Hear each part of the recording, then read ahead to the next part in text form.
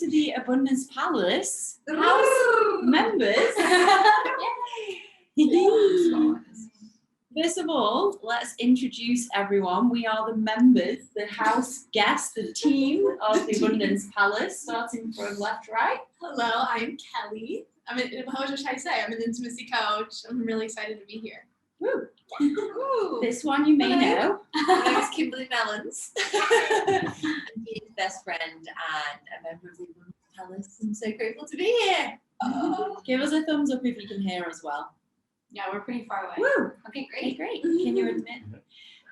And hello everyone, my name is Aimee Batuski. I normally live in Los Angeles, California, but of course live in Bali now with these beautiful people. And I'm also an intimacy coach and a pleasure expert. And I'm so thrilled to be here with all of you and to live with these incredible human beings. Pleasure expert. How many of those do you know? Right. we kind of know a lot, but Yeah, in Bali it's quite popular. yeah. And now we have, hi, my name is Yani Hurst, and yeah, super excited to be here with you and with these ladies here from the Abundance Palace. And gentlemen. And plus. We love to talk about sex and we love to share it with you as well. So I'm a divine sensual awakening coach, so I'm all about it and excited to share more with you guys.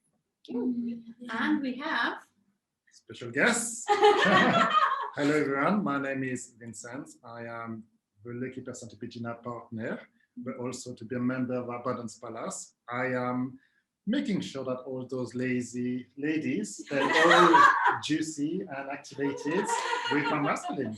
Yes. also sometimes known as the daddy of the house. Yes. True. House daddy. House daddy. Yeah.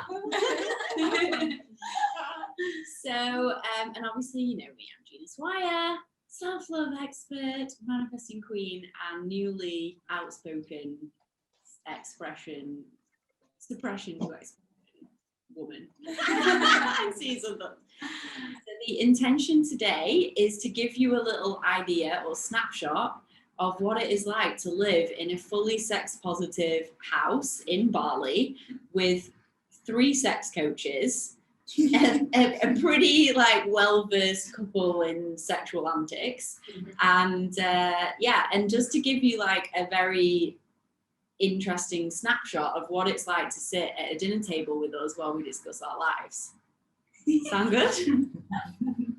And part of the intention is that it gives you an idea of what's possible. It might motivate you in some way, it might inspire you, it might give you permission to just be a bit wild or explore your pleasure, whatever it is. So I was just thinking about how funny it is. It's so easy for us to come up with content to share with you all, because I'm just going to give a brief example of something that right before this call, I wanted to order food. So I placed an order for food and I asked Kelley if she wanted to eat with me, and she said yes. So I ordered the food and then I was like, okay, I have a half hour before this food comes. What do I want to do? Self-pleasure.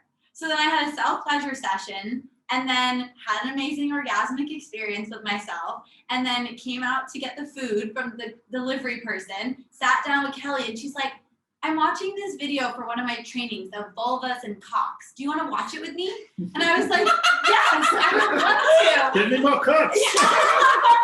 It's a slideshow of images. So I was like, let's just sit down for a nice meal, look at some vulvas. And I was just laughing to myself because I'm like, this is normal for us. I go from a self-pleasure session into a session of watching a slideshow of genitals, into a conversation of our sex-positive house with a bunch of people around the world. Yep, sounds like a day in the life. Dreams do come true. Yeah, dreams do come true. Yeah. Yeah, so just a snapshot from today, current events. Yeah. This hour. Yeah. From this hour. Yeah, so our conversations, especially our Christmas Day. Yeah. Our Christmas Day was quite interesting because we had, most of the people had COVID in the house. Yes, half the house had COVID. We had a COVID Christmas, and we're all sat around eating tofurkey and talking about. We couldn't taste it, but it was apparently tofurkey. Talking about anal sex, self-pleasure rituals, rage, like what else was coming up? And we did have one of the other girls, squirting. We did have this other girl who used to live here, her boyfriend was here, who's a little bit more reserved. Yeah. And his eyes were getting wider and wider over his tofurkey. Yeah. But the whole time he's just like, yeah, and indeed, yeah, great. And we're like, how are you doing with this conversation? He's like, great, not much to add. Well, I think he didn't expect it because it was Christmas, so we're supposed to have a Christmas dinner and talk about Christmas things, not about anal, not about how do you do that and how squirting. And so I guess like, Usually it's more like family friendly conversation. but not with you guys. No, Not with you. never. That is our family friendly conversation. It is, Yeah. And by the way, if anyone's watching this who is from England and this is all a little bit edgy and you're like, squeeze, oh my God, can I listen to this? I was the exact same just a few months ago. So I'm sure you'll all agree, like me particularly in England, I was growing up kind of with a lot of shame around sex, didn't really talk about sex or self-pleasure. And then I come to Bali and the universe puts me in a house full of sex and pleasure experts. And I'm like, okay, it's time to release the shame. And, you know, I'm a real advocate for freedom, but it's not just financial, it's freedom in all conditions. And I realized I wasn't free within my sex and within being able to explore and express openly. So this was a game changer for me even 4 months ago. What's something that's opened up for you sexually?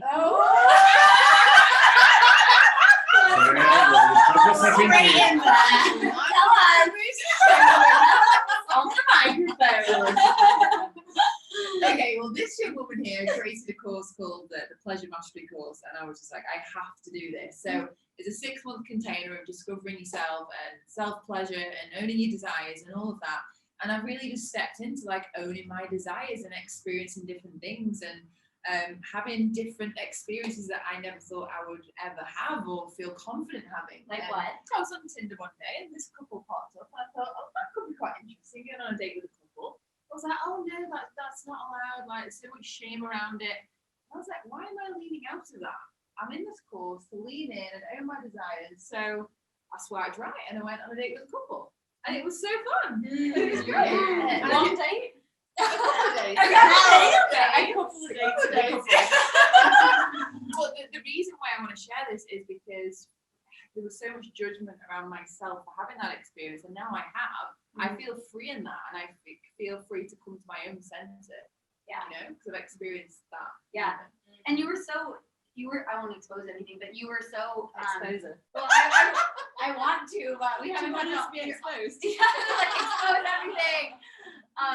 Just how natural it became for you. You're just like, yeah, it's just like dating anyone. Like I'm communicating with them, we're checking in, what do we want, what do we not want, and then it ended naturally and organically too. And I think that's what's so beautiful is like once you healed and normalized the shame around it from cultural conditioning, it was just like any other dating situation or romantic experience, if not actually better than ones you've had because it was so conscious. Yeah. Yeah. And that's what it was for me, healing the shame. Yeah. And then the desire. And then anything's possible. Yeah. Yeah. Exactly. And just hashtag this is a lot of self-love, because if you don't have self-love, you don't think you're worthy of having adventure and experience, and you don't think you can have these things. But actually with self-love, anything is possible. Like literally anything. You're the creator of your life, and if you want to bring in some vajazzle, I was gonna say, if you want to bring in some vajazzle or some like new energy and experience, and if you want to bring in some craziness, you can do that. And it's like releasing the shame. Yeah, that's the big thing. Can I add Releasing something to shame. that? It's so about self-love, because ultimately the thing that stops us for the most part is our fear of judgment, right? Of like judgment of the outside world. If I like do that sexual thing, like who will judge me, or will my friend judge me, or my partner judge me if I ask for that desire, or date a couple, or if somebody finds out, right? And ultimately when we've developed so much self-love, we're so sturdy and so solid in our self-loving, then the fear of those judgments falls away. And then even if people do judge, we're like, oh, beautiful, thank you for your judgments, keep those to yourself, carry on, right? And it's about our solidity, and that's all what you're practicing and studying and being in the realm of with Gina in this program, is getting that self-love solidity. So even if people do have judgments or opinions around you of your play or your expansion or your sexual liberation, it's all good. That's fine. Yeah. Yeah, I was going to say, because I've done your course about like 4 million times, I feel like the tools are ingrained within me, and I feel like it's really helped me to have that experience so fully. Yeah. Thank you. Yay. What's the best way to talk to children about body parts, especially with brothers and potential new baby sisters on the way? Oh, That's a great question. I love that question. Anyone know? I don't have kids, but I could take that. Yeah, you just Talking did a to- podcast. I just on did a this. really good podcast about this with a woman. She goes by, her name is on Instagram is the Orgasmic Mama, and she has 2 little boys. And my sister also has little kids, so we talk about this a lot. And I think it really is just bringing acceptance and love to all body parts, just as we, like bring love to other parts of ourselves. It's like normalizing it, like our vaginas, our pussies, our cocks are like no different than like our arm, and it all deserves love, and it's all perfect. And like experiencing pleasure is beautiful. Like when I was talking to Orgasmic Mama, she was saying, we were talking about like masturbation and kids and how she talks to her kids about masturbating, and basically she was like, it's different for every kid, it depends on their personality, but it's really just bringing like love and acceptance and just being like, wow, that's so beautiful, like I love your pleasure, I love you exploring your body, and that's something that you get to do in your room when you're alone, and it's so beautiful, and I love you so much. So it's just like bringing love, acceptance, normalizing it. Yeah. Who was shamed as a kid for some sort of, like I shared in our last call, for just like rubbing your bits on the sofa or whatever you were doing, and we're told, don't do that, that's disgusting or that's dirty. Like, Probably I wasn't. okay, Because well, I'm Aimee a grew rare up in a spot. personal Yeah. development I was household. hiding it. Like I was a good hider. I was in the room.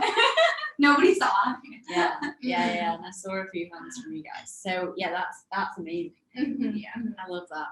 And that podcast is available on your thing. What's your podcast called? It's called The Best You've Ever Had. It's all about sex, relationships, transformation. So definitely check that out. I think her episode was like episode 9.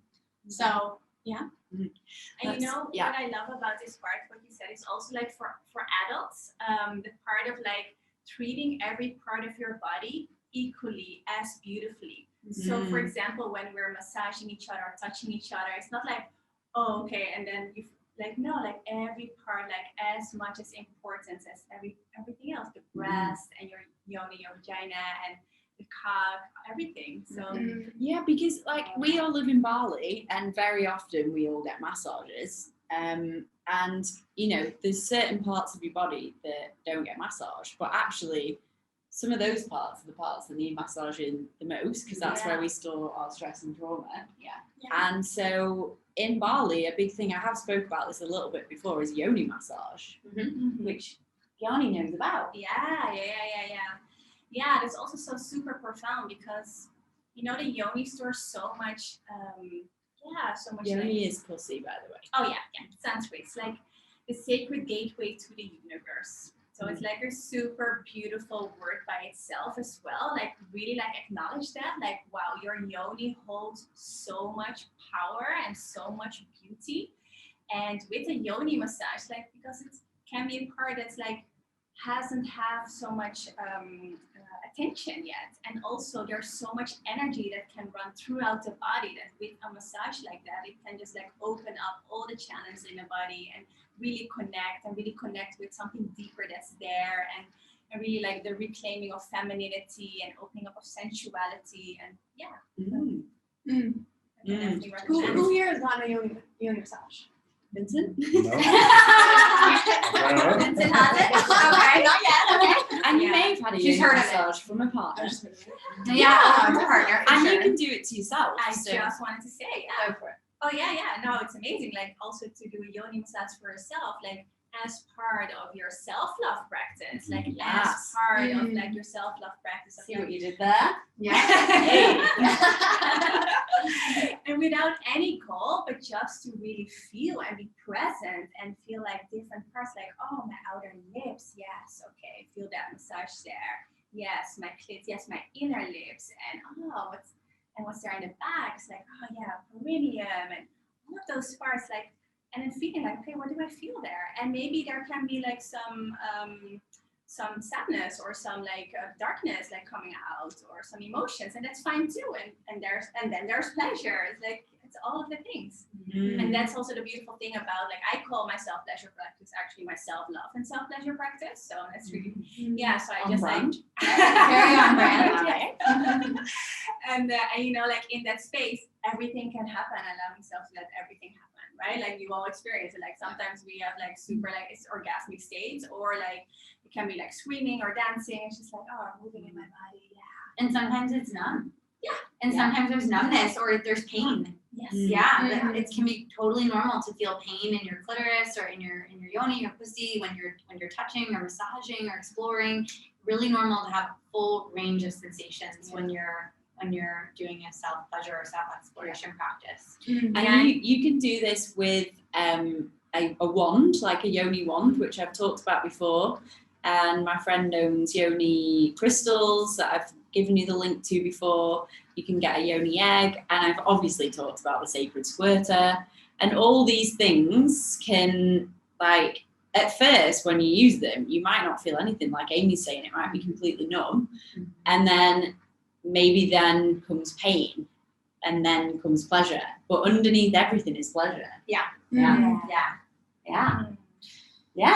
So also, you might feel a little bit of an edge by the fact we have Vincent here, because some of these things we talk about, not necessarily with a man present, but obviously Vincent is completely, He's used to it. he's very used to these things. So we talk every day. What's your experience with this? My experience on living with six women that open and free about their sexuality for me has been liberating, because I found it empowering. I found it stimulating and inspiring, because you're not scared of expressing your desire. You're not scared to walk naked around me. We're always naked. Always naked, which This is the most we've had clothes on. I But I think it just generates, I think something I share with you, just like the fact that being so sexually liberated make you so radiant and make you able to do whatever you want. And that's something, you know, for myself, I want to take in, you know, being a man, as you can take from you and seeing what's capable when you're liberated and when you're all free and acceptable who you are, you're not suppressing yourself. So I think that's what's the energy which is available and possible when you just set yourself free, especially sexually. Yeah. Can I just speak as well? I think it's so important to be surrounded by people who support this, and it's so great that you've taken the initiative to be on this course. So, like, well done for showing up. Because when I first heard of the concept, I think it was Gina that probably told me, I need to go and have a Yoni massage. I was like, okay. So I went home to my partner and said, this is what I want to do. And because it didn't fully land in my body, he completely reacted in a way I wasn't expecting, and he was just like, well, Or were you expecting it? I probably was expecting it. Yeah. Because you were kind of rejecting it yourself. Yeah, and he reflected that. Yeah. You responded. You responded. Because You're men are very responders. Yeah. Because in my mind, it sounded cool, but also a bit edgy. So when I spoke to him, he was like, well, if a woman's just going to finger your pussy, I'll just go and get a wank off my friend. Okay. That was the response. Wow. It touched on some insecurity for him, it sounds like, and I get that. I mean, it can feel threatening if a man doesn't have his own self-love practices that he's solid to hear those kinds of things and takes it maybe personally, or like it means something about your sex life, or that something is missing, which Well, obviously is I not can the point. add from man's perspective how it feels when you hear your girlfriend is exploration. I'm like, how that feeling inside me, like I'm not needed anymore. I'm gonna be made like obsolete, and it just make you feel insecure. But then you have to walk through that and really understand the world of the feminine and women, that they don't see self-pleasuring as men. You see it as more like discovering yourself and self-love and expansion. It's not just like a pornographic and just wank and come. Yeah, Not at all. so but it took me a while to get through that. But from a man perspective, it's very scary, and the first reaction is she doesn't need us anymore. She doesn't need me anymore. Or I'm not fulfilling something, Exactly, satisfying something. exactly. Yeah. I'm not good enough. I'm not good enough. Yeah. Well, I wanted to say one thing about that, which is the value of a self-pleasure practice, even when you're in a relationship. So I think one of the things that happens is people get into a relationship and we're so conditioned to think like our partner is going to solve all the problems and serve all of our needs, which is not the case. And it's great that our partner serves many needs, hopefully, if it's a solid partnership, but that you solid. Solid. Solid in you. Very solid in you. Very solid. But if you don't maintain a self-pleasure practice, it actually is so generative to have a self-pleasure practice because it enables and empowers and it enhances the turn on. So one of my friends who's been married like 15 years or something, she talks about her self-pleasure practice and she's like, I can notice the difference. Like she has this daily self-pleasure practice and she has a really active sex life with her husband. And she's like, when I don't self-pleasure consistently, our relationship becomes like a parked car being pushed up a hill. Like for him, like she sees how much her turn on is generated from her relationship to herself. And when she's in flow with her self-love and her self-pleasure and focusing on herself and her practices, their turn on is so much more in flow and generative and easy. But when she's relying on him solely to generate that turn on within her and that like fire, it's like a parked car being pushed up a hill. She's like, it's so much more work for him. So it actually, it's totally codependency. Yeah, you're relying solely on another person to get that need met. So it's way more generative to have that self practice and shared practice.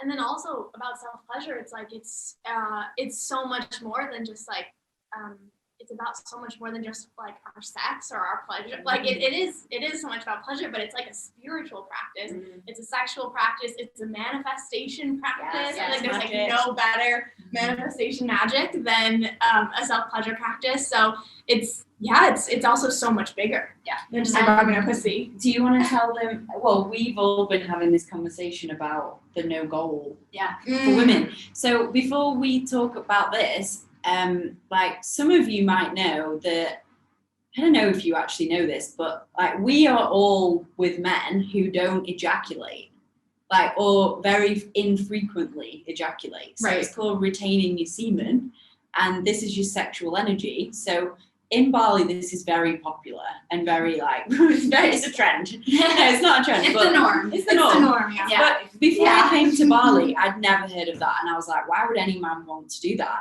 But when I was first with a man who was doing that, there's no goal for him. So his whole goal, his whole reason for being there is to be in pleasure with himself, with you, and the whole experience is completely different. And so Vincent wasn't practicing this, and we talked about it before, and then he's been working with his coach.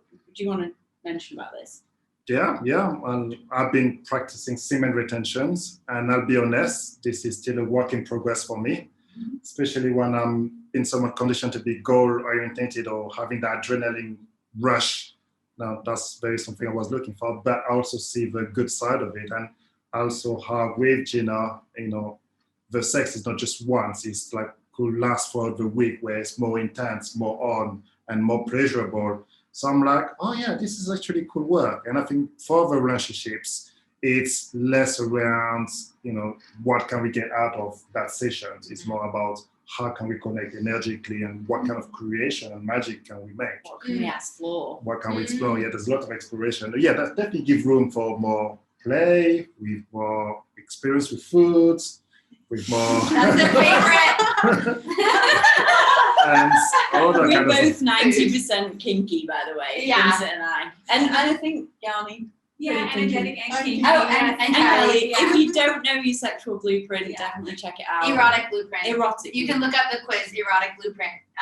Just look up erotic blueprint quiz on Google, and you can look up yours. And definitely let us know in the group after what it is. Ooh, yeah. So with this like retaining a man retaining his semen is, if you've never been with a man who's doing that, is the biggest gift to women ever. Ever. Yeah. Like, it is very hard to go. It's very hard to go back to a man who is not on that path after you've experienced that, because it's so hard. And can I just add something to this about the men retaining before we talk about women retaining? Yeah.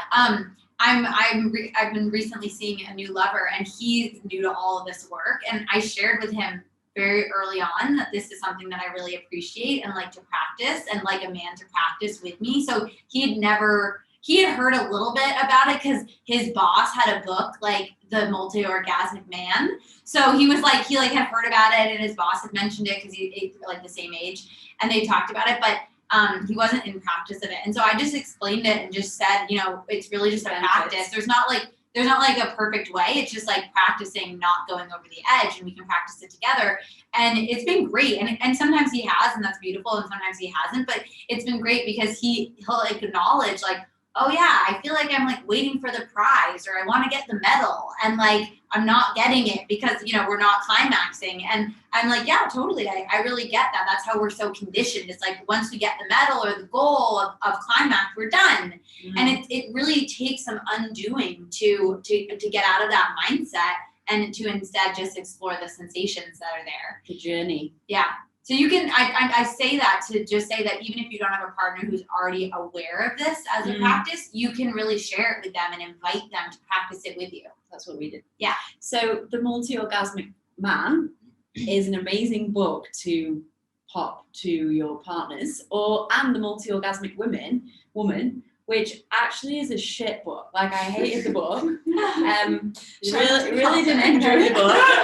But halfway through it, I was multi-orgasmic. And I was like, okay, well that actually worked. So I do recommend it, even though it's like bang average. So this brings us on to women. We got on this train because we're like all pleasure queens. And we all started, well, I listened to a podcast about energy orgasms, which I've taught some of you energy orgasms before. Hands up, who was here for the energy orgasm session? Wow, I'm sorry I missed that one. Can you have a recording of that for the rest of us? Yeah. No, we all do them, but I just like to see you teaching it. Yeah. So we can come on to that in a minute. But we all got talking about how a woman's sexual energy is kind of the same. So basically, you know, when a man ejaculates and then he's like, okay, I'm asleep for the next half hour. It's kind of the same with women as well some of the time. So I'm obsessed with Kim and Aimee, the well-fucked woman who I spoke about a lot. Her podcast is called Orgasmic Enlightenment. And like, definitely listen to that. It's so good. It's really funny and it's really not full of information. And she was saying like, my wish for every woman is that you get so good at hanging out in the part before you orgasm. You know, the bit where you're like, oh my God, this is the best feeling in the whole world, whole body tingles. And what happens mostly, or what I used to do, is I would get to that stage and just end it with orgasm and not really hold much pleasure. And so she was saying my invitation is that you get really good at finding that and like edging back and forth and never go over the edge, because then you literally just splat your sexual energy on the wall. Not literally, or maybe literally. Yeah, so she said there's two types of sex, and I really believe this. There's gourmet sex and junk food sex. And you'll know which one you're having by how you feel after it. And so if you feel like you want to write, if you want to run a marathon, if you want to like, you're so inspired, you want to eat healthy food, you're just like, oh my God, like lit up, then you're having gourmet sex. And so's your partner, if he feels the same.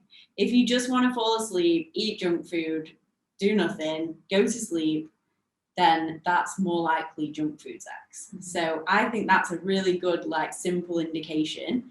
And if you want to go towards gourmet sex, and this is what we were talking about, it's about this practice. So do you want to add anything to that? Yeah.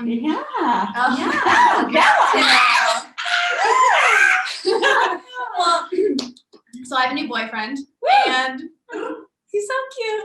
Yeah, what did I want to say? Oh, so he practices semen retention, and which has been amazing. I've never been with a man who practices that, and he has like energetic orgasms.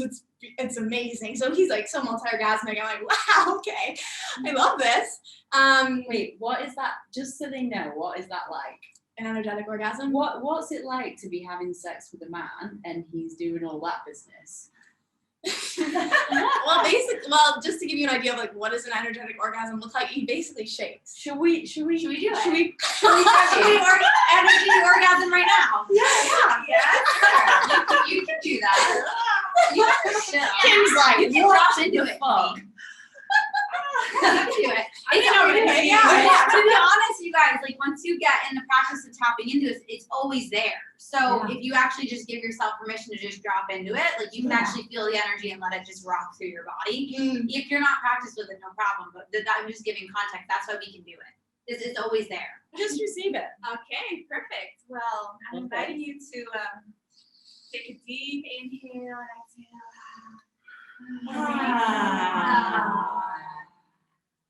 And feeling your perineum, that space in between your yoni, the entrance of your yoni, and your anus, feeling it deeply rooted on the earth beneath you.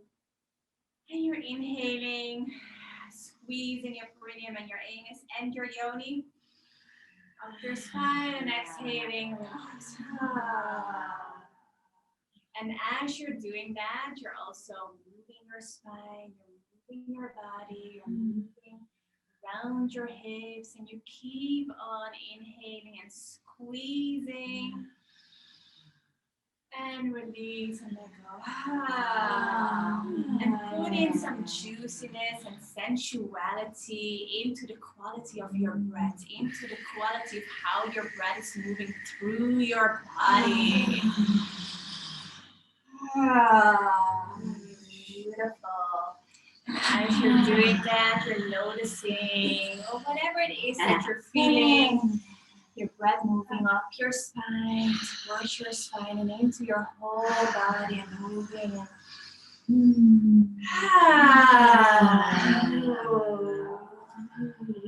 Breathing into it and shaking your body into it. And acknowledging every little sensation that you may feel already as like a mini orgasm, because as you do that, that will just like, the acceptance of your whole being of like, wow, I'm in orgasmic bliss, I'm in this orgasmic state, and it will expand and expand and expand and expand as you do that. Open your heart while you're doing this.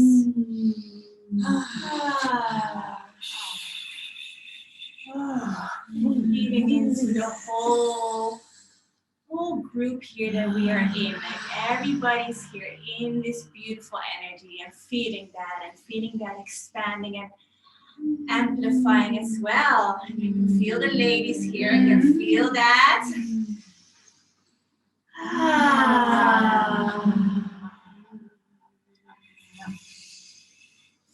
Squeezing your yoni on the inhale. Into your heart, and exhale, breathing into your whole body.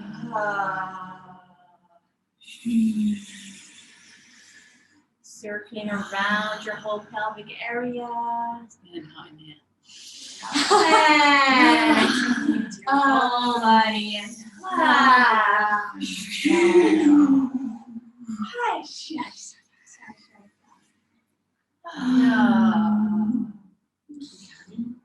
you feel that, just observing whatever sensations you're feeling in your body. If your mind wants to, that's okay. Just feeling how it travels throughout. Yeah.